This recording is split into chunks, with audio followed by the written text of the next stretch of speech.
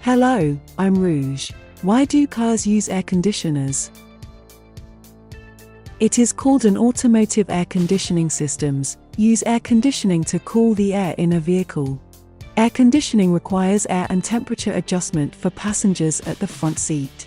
Like in every rooms we require air conditioning, as well as public buildings require central air conditioning. When we look at the diagram, we see various components like evaporator, compressor, radiator, and expansion valve, and is then connected to tubes to allow the flow of a liquid.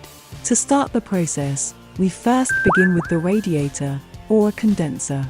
From the external source, the air goes through the radiator, that condenses to form liquid, then the high pressure of hot liquid passes through the receiver or dryer, then to the expansion valve. After the expansion valve, the liquid temperature is cooled down and the pressure is reduced.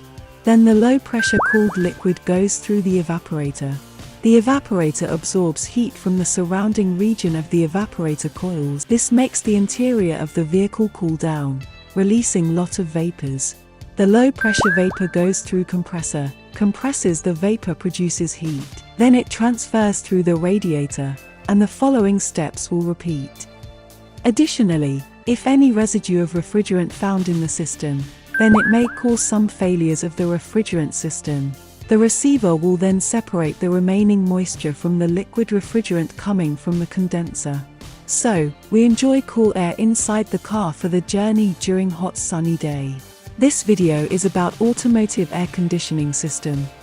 Like, comment, and subscribe now.